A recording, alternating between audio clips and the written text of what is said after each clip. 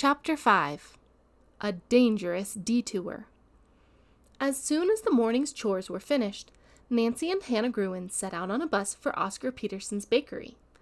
Entering the clean little shop, fragrant with the odor of freshly baked bread, they were disappointed not to see the Swedish owner at the counter. "Is Mr. Peterson in?" Nancy asked the girl in charge. The young woman shook her head. "He's in bed upstairs, ill." "Oh, I'm sorry," said Nancy. "Give him our best wishes and tell him we hope he'll be well soon." "Oh, Mr. Peterson expects he'll feel good enough to come down to the shop this afternoon," the girl told her. "Fine," Nancy replied. "I'll be back." After Mrs. Gruen had bought some rolls, she and Nancy left the shop with the diary still in Nancy's big purse. Although disappointed, Nancy said, "Oh well, I'll see Mr. Peterson later in the day." Back home, Nancy again looked through the diary, hopeful of learning something from it.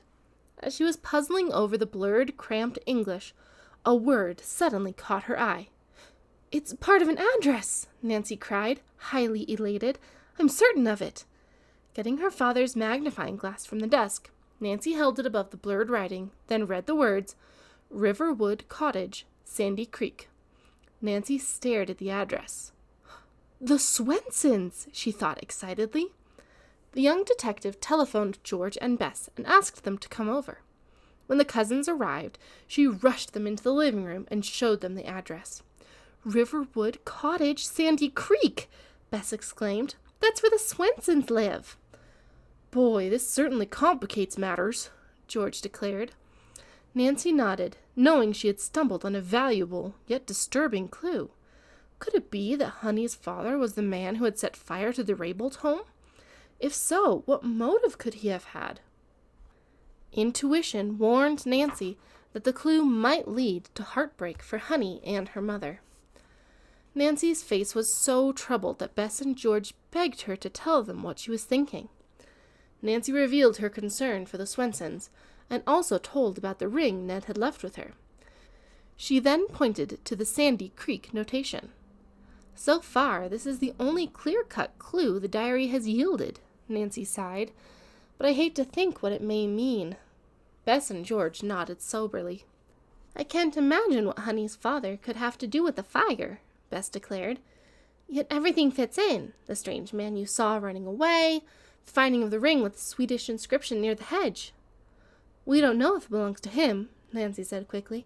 "Remember, there's a D on it, and his initials are J and S." "Well, the diary must belong to Mr. Swenson, or someone who knows him," George said. "Otherwise his address wouldn't be in it. I wonder what he's like." "I wish we could meet him," Nancy returned gravely. She mentioned her futile phone call to the Swenson home. "What are you going to do about the diary?" Bess questioned curiously. "Turn it over to the police?" "No, I'll keep it until I can get a translation and find out whether or not it means trouble for the Swensons." "Of course, this is all only circumstantial evidence," George reflected. "We're not certain the man you saw is Swedish, although, according to your description, he could be." "If he is Mr. Swenson, and he's guilty of setting the fire, I suppose he'll have to be brought to justice," Bess spoke up worriedly. "I agree," Nancy said quietly, "but somehow I can't believe Honey's father would do a thing like that. She's such a sweet little thing, and her mother is a lovely person." "I'd hate to get them involved, no matter what," George declared feelingly. "I'm afraid they don't have enough to eat as it is, and if the father should go to prison—" "Let's take an optimistic view," Nancy said. "Perhaps neither the diary nor the ring is Mr. Swenson's. Or if they are, he may have a perfectly blameless reason for having been on the Raybould's grounds." "I think you're right about working this puzzle out by yourself, Nancy," George commented. "You've had wonderful success on other mysteries. This may be your chance to help Honey and her mother." "I wish my car were ready now." "When will it be?" Bess asked. "Not until later today. I'll tell you what. Let's walk to the garage. It won't do any harm to spur the mechanic on a bit. When we come back, we can stop at Dad's office and ask him if he has traced the Rayboulds. He promised to try." At the garage, the girls were dismayed to learn that repairs on the convertible were only half finished. The mechanic, however, assured Nancy that the car would be ready by mid-afternoon. The girls stopped a few minutes at a department store where Bess bought some kitchen spoons for her mother. Then they continued to Carson Drew's office. As usual, the lawyer was busy, but he found time to chat with his daughter and her friends. "I had my secretary try to get in touch with Mr. Raybould," he told Nancy, "but so far she hasn't been able to locate him, or his wife. They seem to have vanished." "Maybe Felix Raybould has gone into hiding," Nancy suggested with a wry smile. "Oh, I've no doubt he'll be heard from, once the news reaches him that his house has been ruined," said Mr. Drew. "I'll keep trying to locate him." It was nearly 12 o'clock when the girls left the lawyer's office. Bess and George said they must go home to luncheon. "Come and have a bite with me," Nancy urged. "Then we can all go see Mr. Peterson, if you don't mind taking the bus." George and Bess eagerly accepted the invitation. They were as curious as Nancy concerning the contents of the diary. Hannah Gruen served a delicious meal, and it was nearly 3 o'clock before the girls finally boarded a bus to call on the Swedish baker. "I'm dying to know what the diary says," George declared enthusiastically. "I hope it won't make things look any worse for Honey's father," Bess murmured apprehensively. As they alighted near the bakery, the girls were distressed to see an ambulance parked directly in front of the shop. A small group of spectators had gathered. "There's been an accident," Nancy exclaimed, quickening her step. "Oh, I hope nothing has happened to dear old Oscar Peterson." The girls reached the bakery at the same moment that the ambulance drove away, siren wailing. "What happened?" Nancy asked a woman who was standing near the door of the shop. "Was someone hurt?" "It was Mr. Peterson. He had a relapse, and the doctor ordered him to the hospital. Expect he'll be there a few days." "How dreadful," said Bess. "But Nancy, what will you do about the diary now?" Nancy, mainly concerned about the kindly baker, did not answer immediately. Finally, she suggested they ask the baker's assistant if she knew of anyone who understood Swedish. The woman gladly called several people, but none were at home. Nancy even phoned her father to see if he could recommend someone, but Mr. Drew was not at his office. The girls were a little discouraged, but Nancy said, "We can still work on the mystery. My car should be finished by this time. If it is, we can drive over and visit Honey and her mother." "That's a swell idea," Bess and George chorused. When they reached the garage, the girls were overjoyed to find the convertible ready. "Looks almost as good as new," Nancy said, pleased. "I'll write a check for the amount." To her chagrin, she had forgotten her checkbook. "That's all right," the mechanic said. "I'm very busy anyhow. I'll make out the bill later and drop it off at your home." "Fine," Nancy said with a smile. Then she and the cousins phoned their homes from an outside booth to report their destination. A few minutes later, they set off on the highway for Sandy Creek. Nancy slowed as she drove past the Raybould estate. The girls glanced at the charred ruins of the once beautiful mansion.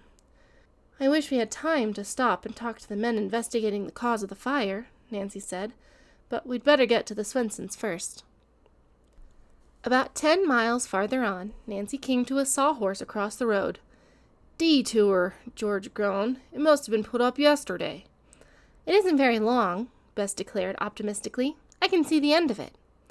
The road had been closed to permit the construction of a new steel bridge. The bypass wound down into a valley, crossing the Muskoka River a quarter of a mile south. "We'll lose time on this dirt road," Nancy remarked, turning onto the detour. "Poor car. It'll be lucky to get through without jolting to pieces." The road was ungraded, and recent rains had left it rutty. In addition, it was narrow, with hardly any places wide enough for 2 cars to pass.